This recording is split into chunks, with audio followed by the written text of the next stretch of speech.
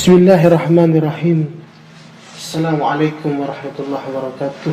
Waalaikumsalam warahmatullahi wabarakatuh. Hamdan li Rabbi khusna bi Muhammadin wa anqadana bihi min dhulmatin wa dayajirih.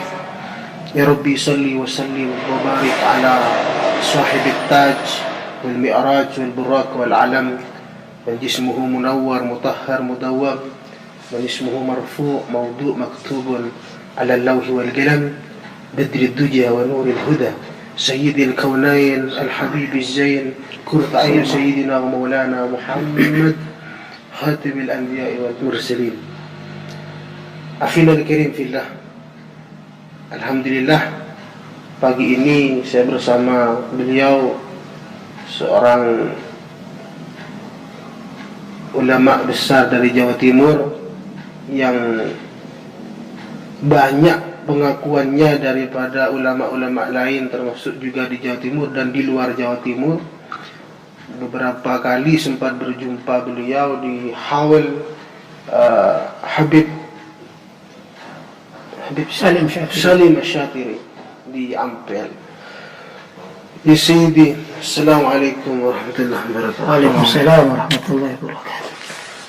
Ya Sayyidi, ada banyak kejanggalan ya Sayyidi. Untuk mempersingkat waktu, karena ini dunia YouTube, keterkaitan banyak hal-hal yang sudah disalahgunakan.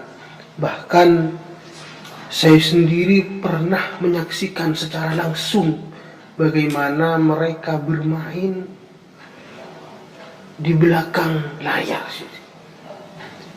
di hadapan layar dan di belakang layar jelas berbeda ya sini.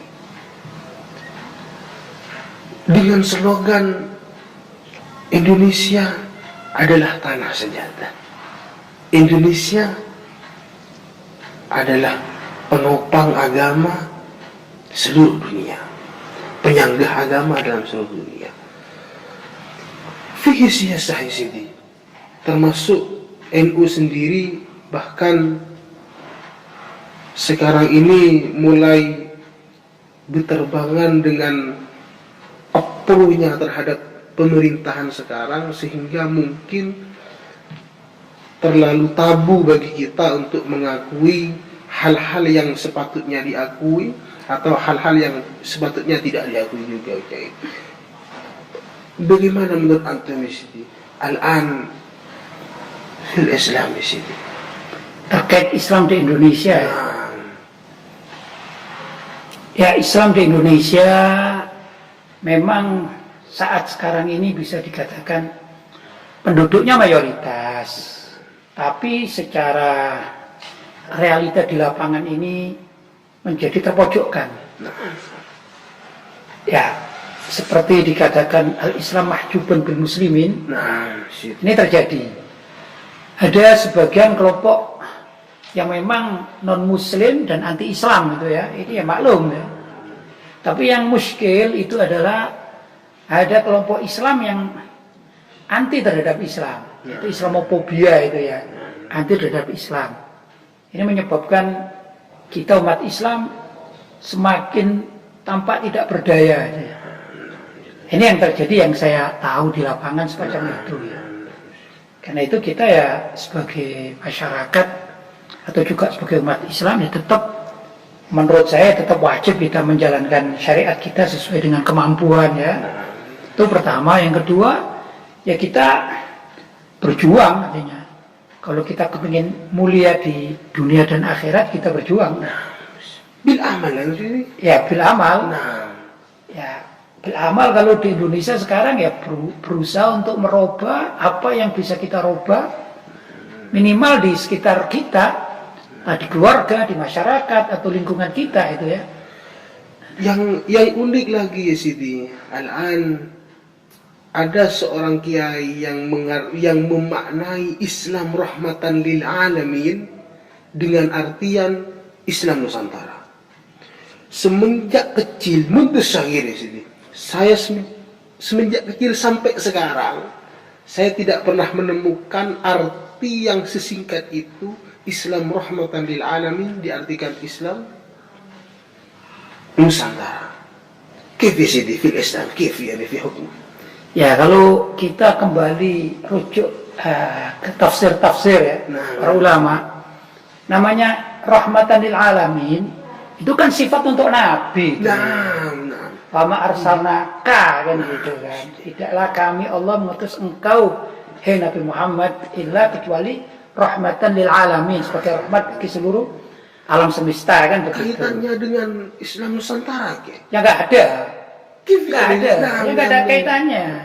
Karena begini, wujudnya Nabi di dunia ini menjadi rahmat lil muslimin awalil kufar kan begitu. Lil muslimin ya maklum rahmat bagi umat Islam dengan keberadaan Nabi dan kita beriman kepada beliau, maka derajat kita diangkat di sisi Allah dan kelak akan dimasukkan ke surga. Itu namanya rahmat bagi kita sebagai umat Islam. Tapi rahmat bagi orang kafir itu takhirul azab, hanya mengakhirkan siksa. Jadi orang kafir yang hidup di zaman Nabi atau setelah Nabi wafat itu, mereka tidak disiksa secara langsung seperti pengikut para Nabi terdahulu. Seperti umatnya Nabi Nuh kan disiksa secara langsung kan begitu. Tapi kalau sekarang orang-orang kafir ya, yang tetap hidup di zaman sekarang, justru mereka diberi kenikmatan dunia, dibiarkan oleh Allah SWT. Sehingga mereka kelak kalau di akhirat maka akan disiksa dengan segala perilaku mereka, namanya takhir. Orang ditakhir, diakhirkan siksa itu suatu kenikmatan. Seperti orang misalnya, kita kalau bicara apa ya, hukum positif misalnya, ada orang melanggar, ya, kemudian orang tersebut dipenjara gitu ya, tapi ada pihak-pihak dari keluarga minta untuk ditunda, hukumannya ditunda, kemudian dikabulkan oleh pengadilan, itu kan suatu kenikmatan itu. Demikian juga orang kafir itu kalau ditunda di dunia ini dalam siksa mereka atas kekafirannya, itu suatu kenikmatan. Itulah rahmat dari Nabi Muhammad SAW diwujudin Nabi sebagai rahmatul alamin, maka ada takhirul azab, pengakhiran dari siksa. Fihi ammah iya, bukan berarti rahmatul alamin itu kemudian berangkulan dengan orang kafir. Ini kan salah, ini penerjemahan yang salah besar kan gitu. Yang paling parah lagi Sidi, bersolawat di dalam gereja. Nah ini jelas, ini Kif menurut saya pelecehan terhadap Islam. Karena sholawat atau doa itu, ya kalau kita mempelajari kitab-kitab ulama salaf kita Ahlussunnah wal Jamaah, seperti dalam kitab Al-Adhkar misalnya, itu kan ada syarat, ya, ada doa-doa. Orang baca Quran itu baik, tapi kalau baca Quran di kamar mandi kan jadi dosa, kan begitu. Ada tempat-tempat. Ada tempat. Demikian juga orang baca sholawat baik, tapi kalau baca sholawat di tempat kekafiran, ya juga pelecehan kan begitu. Apa bisa dikategorikan ikhtilat di sini? Ya, bukan ikhtilat istilahnya ya. Istilahnya kalau dalam bahasa modern itu dikatakan sebagai ini perilaku sinkretisme. Sinkretisme itu mencampur adukkan agama-agama. Man tasyabaha biqaumin fahuwa minhum, termasuk. Oh, ya Rabb, Masya Allah. Tapi ada istilahnya itu sinkretisme, itu dulu pernah dilakukan oleh sebagian orang Mesir, dulu pernah ada. Dan beberapa tokoh-tokoh ya, yang mereka tidak paham sebenarnya terhadap batasan-batasan asbabur riddah, itu tidak paham. Padahal dalam kitab yang kecil seperti Salamut Taufik itu kan juga jelas ada batasan-batasan. Belum lagi kitab-kitab seperti kitabnya Imam Al-Qati'iyat Al-Yahsubi, Asy-Syifa misalnya, itu ada batasan-batasan tentang asbabur riddah. Orang yang mencampur adukkan ajaran agama-agama, apalagi menyamaratakan, sama, dianggap sama, setara, itu murtad. Kan begitu. Nah, ini mereka melakukan seperti itu. Jadi seperti mereka datang ke gereja, kemudian bersolawat campur dengan lagu-lagu kidung gereja, kan gitu kan, menyamaratakan kan, menganggap sama, itu murtad, perbuatan murtad, min asbabir riddah termasuk. Bahkan dalam kitab-kitab salaf dikatakan orang yang jalan ini ya, bersama dengan pengikut gereja, jalan itu dari kampung menuju gereja untuk mengikuti ritual-ritual yang dilakukan di dalam gereja, atau ritual non muslim atau ritual gereja yang dilakukan di rumah-rumah penduduk misalnya ada, dan ini mengikuti al-masyu ilal kanisati. Jadi Jadi jalan ke gereja ma'ahliha bersama dengan penduduk gereja itu min asbabi riddah, termasuk dari sebab pemurtatan. Itu kalau kitab salaf. Cuman kita melihat orang-orang sekarang nggak mau peduli terhadap ajaran para ulama salaf Ahlussunnah wal Jamaah. Mereka ingin yang modern kan gitu. Padahal yang modern itu kalau menurut saya modern dari bahasa Arab mudirun kan gitu kan. Fihi katsir mudir. Mudir yaitu bahaya dalam akidah kan begitu. Terkait juga banyak yang salah mengartikan ayat-ayat begini sih. Sekarang ini memang sudah nyampe ke zamannya orang-orang yang menggunakan ayat-ayat mutasyabihat untuk melawan kebenaran. Termasuk kita tidak harus tutup-tutupan di sini. Termasuk orang NU sendiri kadang yang tidak mengetahui tafsir seakan-akan membenarkan mutasyabihat, meyakinkan dengan keyakinannya sendiri. Kif sini, hukmi kif ya. Ya, kalau saya ini orang NU ya, saya pengurus NU. Tapi di NU itu sekarang ya ada orang-orang liberal yang masuk kan gitu ya. Orang-orang liberal itu kepanjang tanganan dari orang-orang orientalis zaman dahulu kala. Orang-orang orientalis yaitu orang-orang barat yang mempelajari keislaman bukan untuk diamalkan tapi dicari celah. Islam itu ada celah apa enggak menurut mereka. Standarnya standar orang-orang barat. Ya seperti Snoek Groene kan gitu kan orang-orang orientalis itu ya, orang Belanda. Dia pinter, dia belajar agama. Kalau orang sekarang dikatakan sudah alim gitu, tapi dia tidak Islam. Hanya untuk merusak Islam dari dalam. Dan itu terjadi di Indonesia zaman dahulu kala, zaman Belanda. Sekarang dilanjutkan oleh orang-orang liberal. Yaitu mereka yang belajar di barat atau berkiblat ke barat. Ternyata tatkala sudah selesai dari pendidikan di barat itu bukan mengamalkan ajaran syariat. Tapi mereka berusaha mencari celah-celah atau apa yang dianggap oleh mereka, standar mereka, pemahaman mereka itu saling bertabrakan antar ajaran syariat kemudian ditampakkan kepada masyarakat. Ini Islam, ini mengatakan begini. Akhirnya terjadilah kesalahpahaman dari orang-orang awam. Itu yang terjadi. Jadi sebenarnya mereka ini perusak. Jadi sama dengan Snoek Groene, Van der Plas, Snoek Groene itu sama. Itu orang-orang liberal. Nah ini mereka sekarang banyak berlindung dalam tubuh nama Nahdlatul Ulama, bahkan di Muhammadiyah dan di beberapa ormas lain juga ada. Itu bukan sekedar di NU saja ya. Ini satu komunitas untuk merongrong dari dalam, sengaja merusak. Seperti ya contoh tadi Van der Plas, Snoek Groene itu kan ngerti agama. VK itu mereka paham, tapi bukan berarti mereka mengamalkan VK itu untuk melawan, mencari celah. Gitu. Sebenarnya di dalam ajaran kita ya, artinya ada tokoh-tokoh atau ulama-ulama yang belajar kristolog, ilmu kristolog itu kan ilmu seorang muslim mempelajari ilmu atau apa yang ada di dalam Injil, ya, Injil beberapa macam, Injil Barnabas, Injil dan lain sebagainya. Tapi kan mereka tidak masuk Kristen, kan begitu, untuk mengatakan perbandingan kan begitu ya. Maka di non muslim atau di Kristen juga begitu, mempelajari Islam tapi bukan untuk diamalkan. Kalau ada orang non muslim atau orang kafir itu mempelajari keislaman untuk dicari celah, iya, itu maklum karena mereka musuh kan gitu kan. Tapi menjadi masalah itu adalah orang yang mengaku Islam mempelajari Islam bukan untuk diamalkan tapi justru untuk dijadikan celah, seperti mengikuti langkahnya orang-orang orientalis atau orang-orang liberal. Itu yang dilakukan kan. Dan ini ada di kelompok masyarakat, ada di mana saja ada itu. Kalangan pejabat ada, kalangan masyarakat ada, kalangan tokoh agama juga ada. Dan ini nyata, itu nyata terjadi. Begitulah. Kalau bicara NU ya memang nyata. Dan saya juga ya banyak mendapati. Sehingga kita juga punya himbauan-himbauan kepada warga NU.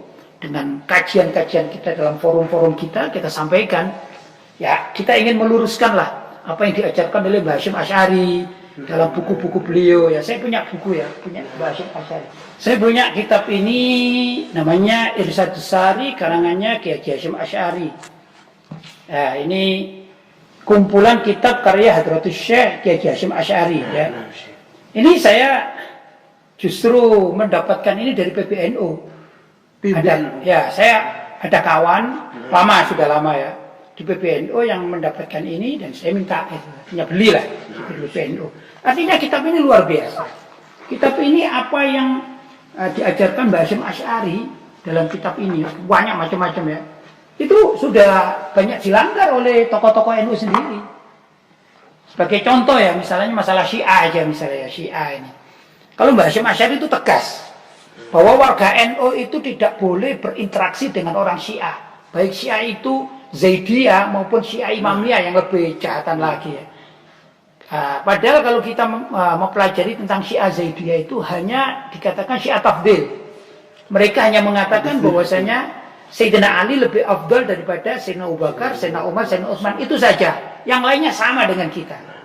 Nah, itu Syiah Zaidiyah. Tapi itu pun oleh Mbah Hasyim Asy'ari divonis ahlul bid'ah, sesat. Apalagi yang mencaci maki, yang melaknat dan mengkafirkan para sahabat dan juga Al-Khulafaur Rasyidun, Sayyidina Abu Bakar, Sayyidina Umar, Sayyidina Utsman, yaitu Syiah Imamiyah, Syiahnya Khomeini. Pasti ini tambah sesatan lagi, bukan sesat, ini bisa kufur mereka kan gitu. Nah, ini masalahnya PBNU sendiri itu menerima dan kerjasama. Itu PBNU. Kedua, beberapa tokoh NU juga berinteraksi dengan orang-orang Syiah yang dulu dilarang oleh Mbah Hasyim Asy'ari. Itu kan hanya pelanggaran.